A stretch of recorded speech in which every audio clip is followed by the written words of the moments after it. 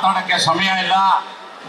ತಮ್ಮಲ್ಲಿ ಬಹಳ ವಿನಯಪೂರ್ವಕವಾಗಿ ನಾವು ಪ್ರಾರ್ಥನೆ ಮಾಡೋದೇನು ಅಂದ್ರೆ, ವೇದಿಕೆ ಮೇಲೆ ನಿಂತಿರತಕ್ಕಂಥ ಎಲ್ಲ ನಾಯಕರು ಹೇಳೋ ಕೆಲಸ ಮಾಡುವಂತ ತಾಕತ್ತಿರೋದು ಗ್ರಾಸ್ ರೂಟ್ ಅಲ್ಲಿರುವಂತ ವರ್ಗರಿಗೆ. ಮೈಯೆಲ್ಲ ಪ್ರಜ್ಞೆ ಇರಲಿ.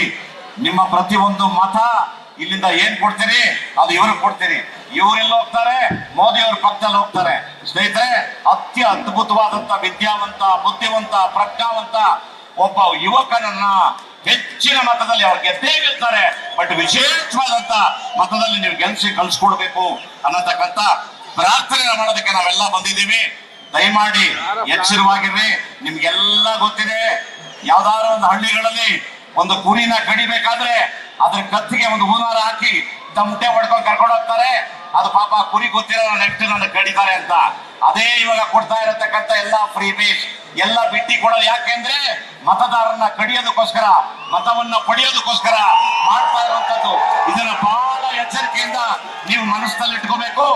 ಮೋದಿಯವರು ಅವ್ರಿಗೆ ಎಷ್ಟು ಸಾಧ್ಯವೋ ಈ ದೇಶವನ್ನ ಎತ್ತಿದ್ದಾರೆ. ಒಬ್ಬ ಸಾಮಾನ್ಯ ಸಿಟಿಸನ್ ಎತ್ತಿದ್ದಾರೆ. ಇಡೀ ಅಂತಾರಾಷ್ಟ್ರೀಯ ಮಟ್ಟದಲ್ಲಿ ಎಲ್ಲರೂ ಕೂಡ ವಿಶ್ವಗುರು ಅಂತ ಭಾರತವನ್ನ ಮೆಚ್ಚುವಂತ ಕೆಲಸ ಮಾಡಿದ್ದಾರೆ.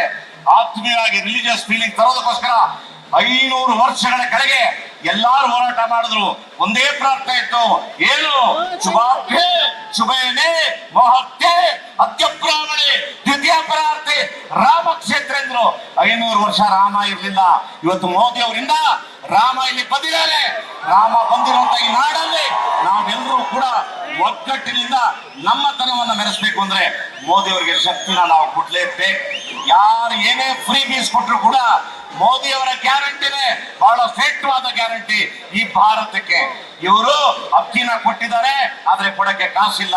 ಮೋದಿ ಅವರು ನಿರಂತರವಾಗಿ ಕೊಡ್ತಾ ಇದ್ದಾರೆ, ಮುಂದೆನೂ ಕೊಡ್ತಾನೆ ಇರ್ತಾರೆ.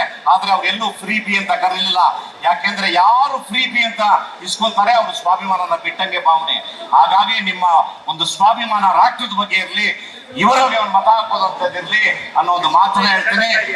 ನಾನು ನಿಮ್ಮಲ್ಲಿ ವಿಶೇಷವಾಗಿ ಕೇಳ್ಕೊಳ್ಳೋದು, ಎಲ್ಲ ಸೈನಿಕರು ಬಹಳ ಎಚ್ಚರಿಕೆಯಿಂದ ಮತ ಕಡೆಯವರೆಗೂ ಹಾಕೋವರೆಗೂ ಎಲ್ಲಾರನ್ನ ಕರ್ಕೊಂಡ್ಬಂದು ಓಟನ್ನ ಹಾಕ್ಸುವಂತ ಕೆಲಸವನ್ನ ತಾವು ಮಾಡಬೇಕು ಅಂತ ಹೇಳಿ ಇವತ್ತೇನು ಸಮನ್ವಯ ಆಗಿದೆ. ಇವತ್ತು ಬಿಜೆಪಿ ಮತ್ತೆ JDS ಇನ್ನೂ ನಮ್ಮ ಶಕ್ತಿ ಹೆಚ್ಚಿನ ರೀತಿಯಲ್ಲಿ ಆಗಿದೆ. ದಯಮಾಡಿ ತಾವೆಲ್ಲರೂ ಕೂಡ ಈ ಸಂದೇಶವನ್ನ ಗ್ರಾಸ್ ರೂಟ್ಗೆ ತಲುಪಿಸಿ ಎಲ್ಲ ಕಡೆ, ನಾಟ್ ಓನ್ಲಿ ಇವತ್ತು ಮಾಧ್ಯಮದ ಮಿತ್ರರ ಒಂದು ಆಶೀರ್ವಾದದಿಂದ ಈ ಮಾತು ಎಲ್ಲಾ ಕಡೆ ಸೇರ್ಲಿ ಅನ್ನೋ ಮಾತು ಹೇಳಿದ ಮಾತು ಮುಗಿಸ್ತೀನಿ. ಬಲೋ ಭಾರತ್ ಮಾತಾ ಕಿ ಜೈ ಶ್ರೀರಾಮ್. ನ್ಯೂಸ್ ಫಸ್ಟ್ ನಿರ್ಭೀತಿಯಿಂದ ನಿಮ್ಮ ಪರವಾಗಿ.